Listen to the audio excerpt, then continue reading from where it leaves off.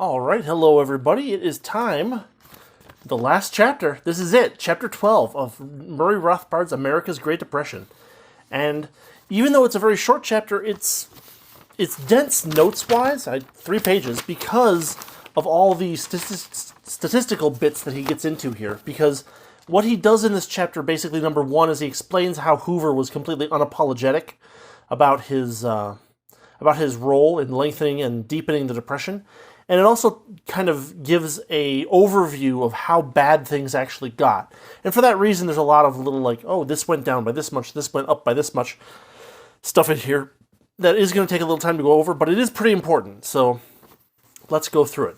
So the title of this chapter is The Close of the Hoover Term. And, you know, it's a little bit different now than it was back then. Back then, the president was inaugurated in March, nowadays, the president's inaugurated in January, so there's a pretty decent chunk of 1933 where Hoover was still technically president, although he was, on his way out and he knew it. But, during the election, before and during the election times, he was like, he was convinced that his policies helped. It was the government do something fallacy with respect to markets. The idea, lacking a counterfactual or lacking an exact counterfactual, it might be expected that similarly to other depressions, that if the government had just gotten out of the way, things would have liquidated and gotten back on track relatively quickly. That's the way that it typically had been in previous depressions. In this one, Hoover went nuts doing all this stuff that we've talked about for the last umpteen weeks. And he's like, well, we did something, therefore it must be better because we did something than if we had done nothing. And this is, of course, a fallacy. This is assuming that your counterfactual accords with your particular opinions, which is not necessarily the case. You need theoretical underpinnings to explain that, and Rothbard has been trying for the last 11 chapters to explain to us why, theoretically, it makes no sense to do all of these things. It only makes things worse. Of the things that he mentioned in his election campaign, he said things like, for instance, I raised tariffs to protect agriculture and employment. And, of course, when he's doing this, he's ignoring the fact that when you use tariffs to protect agriculture, you also destroy their export market. He talked about how he had done all this credit expansion and made more money, and somehow he finagled this into protection of the gold standard. Rothbard seems pretty incredulous about this. I tried to think about it for a little bit, and the best answer I can come up with is this: that a gold standard that is levered all to hell is better than pure fiat. And one of the things that happened during his campaign is that he said that, hey, there were proposals to go off the gold standard, go to pure fiat, and I resisted heroically. But who knows? Another thing he said was that, I did this home loan bank system. And, of course, what it did is it produced more credit expansion, making the Depression worse, making more malinvestments, and it avoided liquidation, preventing things from being fixed in the economy so that, capital goods can go towards more appropriate users. There was the Reconstruction Finance Corporation, which he was all about. He's like, we made loans to shaky banks and states and agriculture and to public works. All of these things, make the Depression worse, as Rothbard has been at pains to explain. He said, we did work spreading. Well, all that does is change unemployment of a few to underemployment of everybody. It also increases decreases the efficiency of production methods. If the production method wants, 3 8-hour shifts, or say 2 8-hour shifts and a rest shift or whatever, then switching that down to 4 6-hour shifts might actually reduce efficiency, thereby making things worse. He touted how he did all these public works and public construction support. And, of course, what needed to happen was for these industries to drop down, for prices to fall, so that things could be reallocated when businesses went bankrupt. But that's not what happened. He also, and this is something that Rothbard's going to really hit on this chapter, is his maintenance of wage rates as the highest, quote, highest real wages in the world, while completely ignoring the fact that the other side, the flip side of these high wage rates is high unemployment, which, by the way, was around 25%. it's funny because I'm not a huge Ayn Rand fan, but like I have read some of her stuff, and there's this great phrase that she uses whenever some controller gets asked about the possible negative effects of his actions, and the phrase that she uses, she just says blank out. It's like I I maintain high wage rates. Well, what about unemployment? Nothing, right? That's Hoover. Another thing that he did and boasted about doing was basically wiping out profits, which also led to prolonged depression. It prevented, the best plans from coming to fruition and promoted relatively poor plans that, did help maintain some people's wages at that time, but it basically just prolonged the pain as opposed to ripping the Band-Aid off. It's worth noting, Rothbard explains, that after 3 years of Hoover's amazing benevolence, most people were still worse off than they were at the start. And, it was already kind of the longest extended depression that the U.S. had ever seen, it was one of those things where it's like, they have kind of the savior fallacy, where it's like, well, I did something, and therefore I saved everybody by making these other people worse off. I made these people a little bit better off, and I managed to skim a little off the top for myself. It's a question of whether this is some kind of like savior complex, or whether it's just self-aggrandizement, where he's like, well, I did stuff, and, I'll be remembered for doing stuff, and yeah, you sure will. It's worth noting that in this late 32, early 33 situation, public confidence in the dollar was beginning to be shaken. Hoover said that there had been proposals to go off the gold standard and go to a pure fiat standard. Senator Carter Glass said, no, that never happened. And then, of course, it was not very much longer after this that FDR did exactly that. Basically Hoover set the stage for massive state intervention in the economy, while basically warning of the radicalism of some of the Democrats' ideas at the times. Page 323. So among the radical ideas prevalent in the Democratic Party were currency tinkering, a pension bill, a commodity dollar, a pork barrel bill, plans for veterans' bonuses, and over $2 billion of greenback issue, make-work schemes, agitation for a $9 billion a year public works program. On the minorly plus side, Hoover did avoid implementing the highly fascist swope plan that we've talked about in earlier chapters, which, of course, would soon bear fruit in the National Recovery Administration under FDR. Yay! So, after this, Rothbard gets into the first kind of section of the chapter, which he titles The Attack on Property Rights, the Final Currency Failure. And it's not really the final currency failure, because this book doesn't cover FDR, and FDR did indeed fraudulently destroy the gold backing of the dollar. But that's how he titled this section, so here we go. Concerted attack. He starts it off this way. There was a concerted attack on creditors from federal and state governments. Basically, they were being discouraged from doing foreclosures, from liquidating anybody who was going bankrupt. The courts were often refusing to enforce any foreclosures. Insurance companies were saying, like, hey, we're being pretty lenient here, but like there's got to be a line. And they're like, no, just no foreclosures at all. And they're like, what else can we do? What started happening were these like debt moratoria, where they would like say, oh, nobody has to pay debts for this period of time, and sucks to be you if you lent money to somebody. They would halt sales at auction of goods that were being liquidated for being bankrupt. This happened particularly in Wisconsin, Iowa, Minnesota, Nebraska, and South Dakota. There were a bunch of dark rumors about FDR's advisors talking about their monetary policy. They were right, right? And so what happened was that there was a bunch of gold hoarding in the first quarter of 1933, both foreign and domestic. In February 1933, just before FDR's inauguration, there was a massive dislocation in the monetary system. The gold stock dropped by $173 million. The money in circulation rose by $900 million in a month, which reduced uncontrolled reserves by $1.089 billion. And the Federal Reserve just couldn't keep pace. They kept trying to inflate more and more and more. And in fact, they did so to the tune of $785 million in that very short period. But still, that the money supply kept dropping.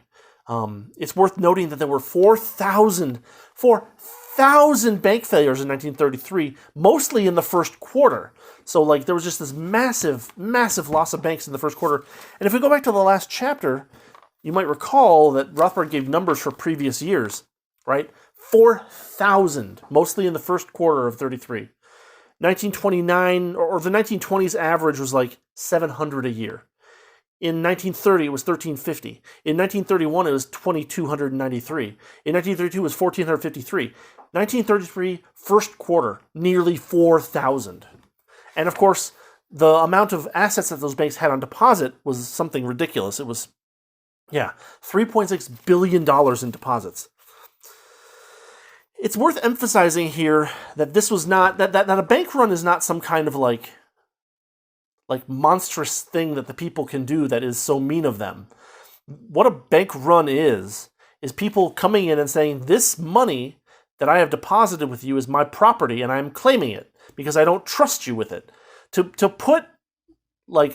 cast aspersions on the person claiming the stuff that he owns is totally wrong-headed. But this is exactly what government did at the time.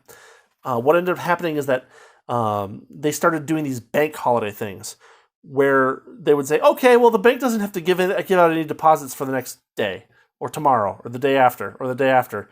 And what that did, of course, is basically precipitate a panic.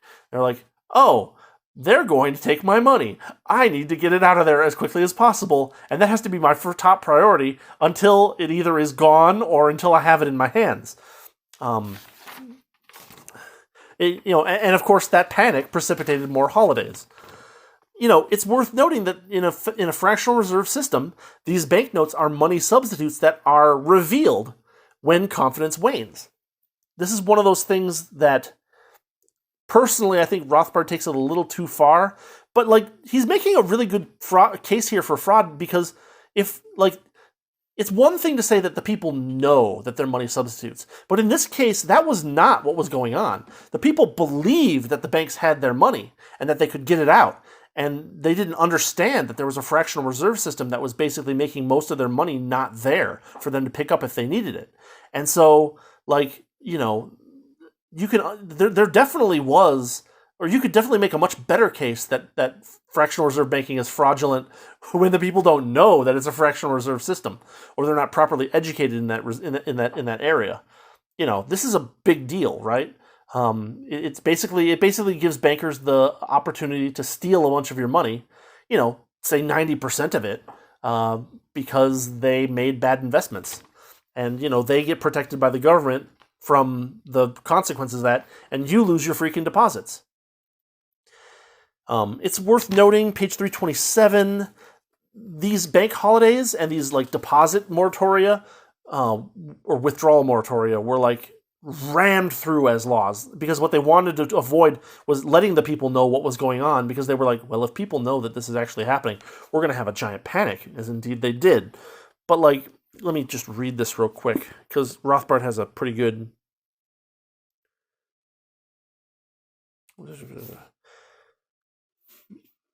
bank holiday.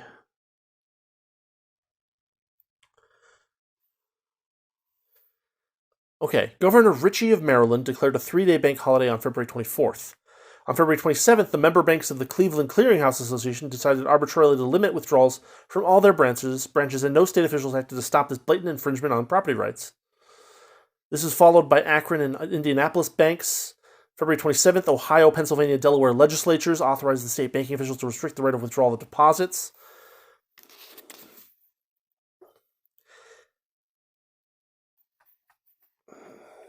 The states adopted this procedure quickly and virtually without debate. the laws being rammed through on the old political excuse that the tax-paying and voting public must be kept in ignorance of the situation in order to prevent panic. That's a quote from Rothbard here. And, this is how the government acts when it when it finds the inevitable consequences of its actions. It's worth noting that even the banks that were actually being cautious and could handle sending out deposits were basically coerced into having holidays anyway. You might remember that in the Great Recession, I believe it was the Ford Motor Company, like, we don't need the bailout money. And the government says, no, you're getting the bailout money, and you're going to take it, and you're going to pay it back, but you're going to take it. And this is one of those things that the government uses to gain leverage over businesses. It's one step away from fascism instead of actual fascism. It's worth noting that by March 4th, every single state in the Union had some kind of bank holiday going on at some point. And then when FDR, came into office, he closed all banks in the nation from March 6th through 13th. Wow, that is fraud on a scale that the American public had not seen up to that point.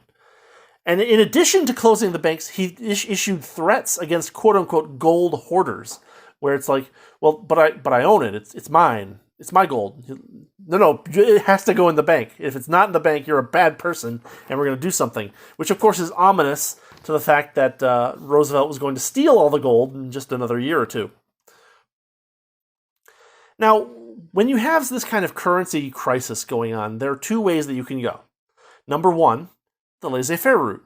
You stop regulating, you let the bad banks collapse, you let the people that made bad investments take the losses, and you just, say, okay, we're going to go back to a hard money system because obviously we were too leveraged up with the fractional reserve stuff. And, when there was a little bit of a question of whether you could get your money out, it created a gigantic panic, and we need to go back to harder, if not fully hard, gold-backed or, precious metal-backed, money. Number two is what Hoover did, which was basically allowing the governments to interfere more in people picking up their own, their own personal property, and basically complaining about how FDR wasn't really cooperating with him in the interim between Election Day and Inauguration Day. He's like, well, if FDR had worked closer together with me, this all could have avoided, which is completely, beyond the pale. It's just a cornered politician making stuff up. And of course, since they didn't choose the laissez-faire hard money route, well, the push for fiat money continued to grow. And as you would know, if you have any understanding of that history, of that time in history, they were, a year or a little more than a year away from, totally getting the U.S., at least citizens of the U.S., off the gold standard, and literally confiscating, all the held gold that people had. So basically, people got their money out of the bank because they were worried that the bank was going to go under and they were going to lose their money, and then they lost their money anyway. Kind of a wonderful little damned if you do, damned if you don't setup, isn't it? And of course, the government gets the winnings on that if the banks don't. So with that, Rothbard moves into the next section of the chapter where he talks about wages. The name of the section is Wages, Hours, and Employment During the Depression. And there's a lot more econometric data in here, because here he kind of breaks down how things went from 1929 to 1933. So let's go through that real quick, because it's kind of important. There were massive production drops in almost all industries over Hoover's term, from 1929 through 1933. Specifically, so some of the data that he gives is from August 29 through March 33. Some of it is a little bit more nebulous, is like 29 to 33. With that said, we're going to look at these numbers and we're going to just kind of go through them one at a time without worrying too much about whether it's August 29 or July 29 or January 29. But what we're going to see is this. Industrial production went from 114 down to 54. There was 25% employment in March of 1933. Gross national product fell by almost 50%. Can you imagine a drop of GNP or GDP by 50% in the modern era? Like, it would it's beyond anything we've seen in, like, even in the Great Recession. We didn't lose. We just didn't gain for a few months, kind of thing. Like we didn't lose the 10% that is the threshold for depression, I believe, which is why it's called the Great Recession and not Great Depression too. Continuing, business construction went from 8.7 billion to 1.4 billion. Holy cow, right? Durable manufacturing from 140 to 32. These are index numbers, so they're not like in dollars necessarily. Construction contracts went down by 90%. The value of building permits that were being, brought up went down by 94%. Durable goods employment went from 10 million to 4 million. Stocks dropped by 76%. Wholesales dropped by 30%. The money supply fell by 1/6. It's worth noting that these are all like capital goods that we're talking about so far. And you can see the losses are catastrophic. We're talking like 80-90% losses in a lot of these places. Now, the consumption industry did lose too, but not nearly as much. Non-durable manufacturing went from 94 to 66. Not great, but not, 140 down to 32, by no means. Department store sales dropped by less than 50%.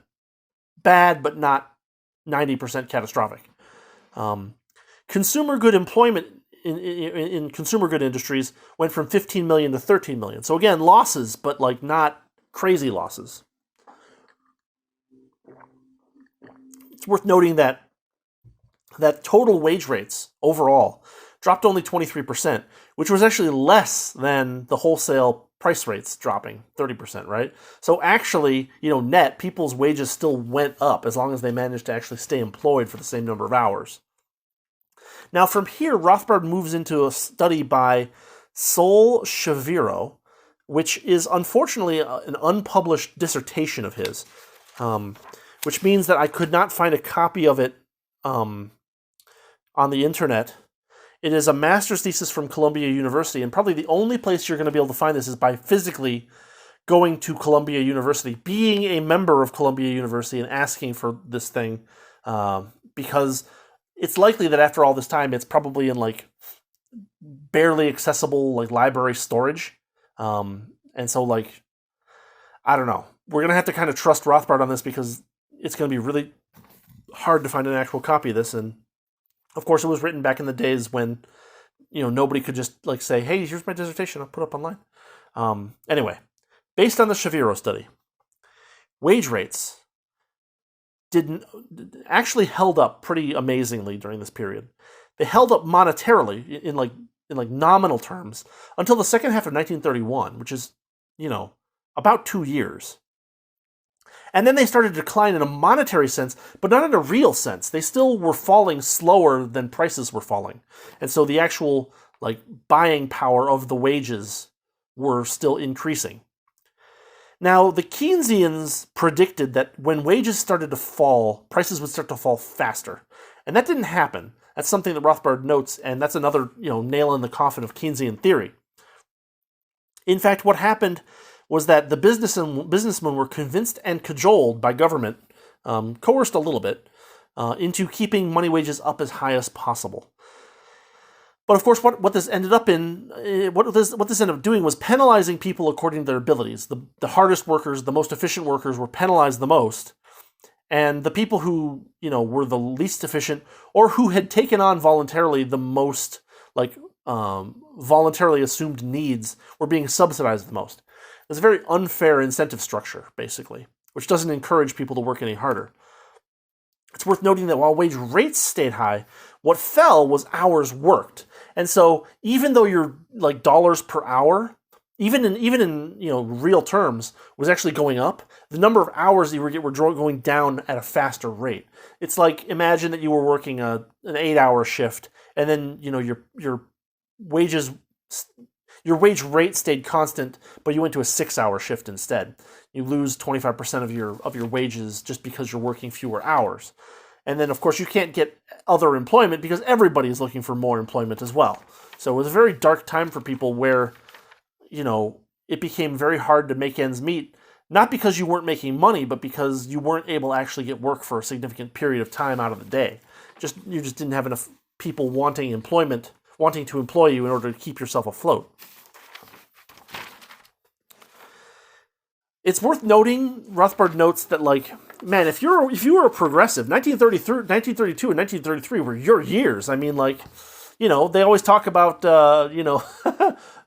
not having the company's profit, but having that money go to the income of its employees. And that is exactly what happened in 1932 and 1933. And it was a depression, and profits were negative, which of course creates a lot of weird signals in the economy that make it hard for businesses to figure out what they need to do.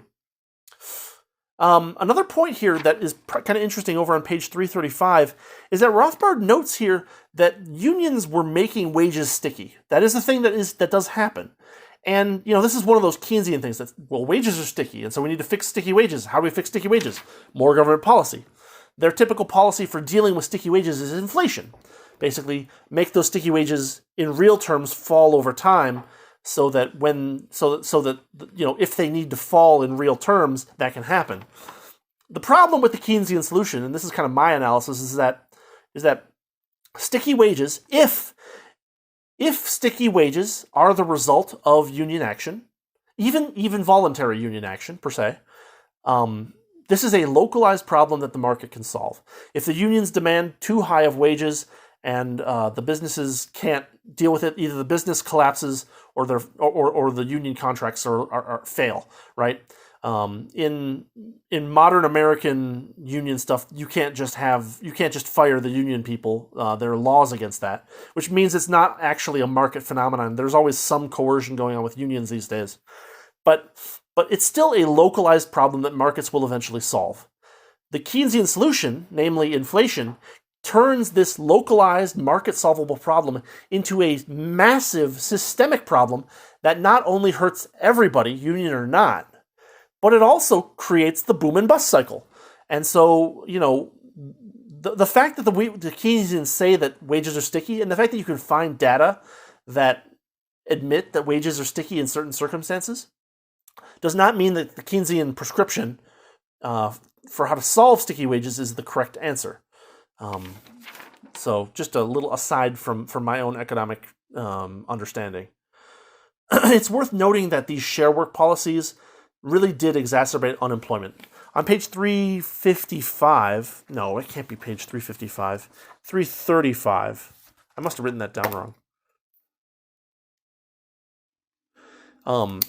Rothbard notes that the companies that were doing the most work sharing also had the most shaky results, basically.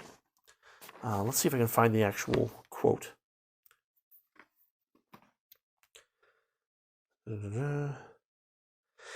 Quote, plants with under 1,000 employees, small plants, suffered an unemployment problem in 75% of the cases. So still a lot, but 75%. Whereas in plants with over 5,000 workers, where this was big and work sharing was large, they suffered problems. They suffered unemployment problems in 96% of those plants. So basically, 88% of larger firms engaged in work sharing. So those 5,000 plus, 88% were doing work sharing, while the small ones, only 53% were doing work sharing. So it's not just the size and sharing the work over a larger number of people. It's also the fact that different size organizations did work sharing on different rates, basically. So we're correlating that, actually. But basically, it made things worse. So with that, we move on to the final conclusion of the book, which Rothbard titles Conclusion, The Lessons of Mr. Hoover's Record.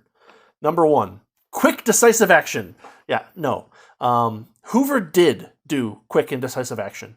Compared to the myth that has been going around, which at this point is actually starting to be dispelled now that the Austrian school economists are starting to actually kind of clamor about it a little bit. A while ago, Hoover was... Hold on. My phone almost decided to go to sleep. People were saying, well, Hoover was laissez-faire. It was FDR who saved everything through government action. But in fact, what we've seen through this book is that quick and decisive action was Hoover's métier. Laissez-faire was thrown out the window. There's massive government intervention in the economy, massive government intervention in business, into money, into banking, into public works, everything. By progressive standards, Hoover should have been successful, riding to his second term in a ticker tape parade based on how much he did. But actually, he left the office defeated, with the country almost halfway through the Greatest Depression it's ever seen. And it's worth noting that Hoover, by being defeated, ended up priming the office for further monetary fraud. FDR was not going to be the laissez-faire candidate, even though he campaigned on that. Rothbard reiterates that it is government inflation and government inflation alone that generates the boom-bust cycle, as we know it. Hoover was not laissez-faire. That is a myth, and that the guilt for the Great Depression lies not at the feet of the market, but at the feet of politicians, bureaucrats, and so-called enlightened economists and businessmen, who all fell into the trap of having the government fix a problem that government, by definition, cannot fix, at least not in a permanent sense. It can paper over it and make things worse in the long run, but it can't actually fix the malinvestments, because that requires entrepreneurship and liquidation, and that is not what government generally does in these situations. So, with that, we are done with the main body of the book. Next week, I will spend a little time with you guys on the appendix. The title of the appendix is Government and the National Product from 1929 through 1932. It's only a few pages, and it's mostly tables, but I'll try to come up with a couple of general conclusions about it. There is some text, so hopefully we'll get enough there. But then we will be done with Murray Rothbard's America's Great Depression. If you have been reading along, I hope you enjoyed this book. Rothbard is an incredibly fun writer, even on these dense economic topics. He has a lot of character, and if you have just been watching the videos, I highly encourage you to go check out the book. As I've said before, you can get a free copy over at the Mises Institute of the edition that I'm looking at, I believe. I don't think they've gone to a 6th edition yet. And it's just one of those canonical works of the Austrian School of Economics, if you can call it that. It's a fantastic little book, and I hope you enjoyed going through it with me. And thanks for watching. Thanks for listening. We'll see you next week with the appendix. But this is the main body of Rothbard's America's Great Depression. And this is my first time going through it in detail, so yeah, I've really enjoyed it too. Thanks for everything, and see you soon. After I do the appendix for this, we'll probably move into a new book. Not sure what. I have no idea, but we'll figure something out. Anyway. Oh, by the way, if you're still here and still watching, if you want to support the channel, there are obvious ways to do that. I'm not going to list them here. You know what to do. And I appreciate it if you put down any comments or anything like that. So yeah, have a good one.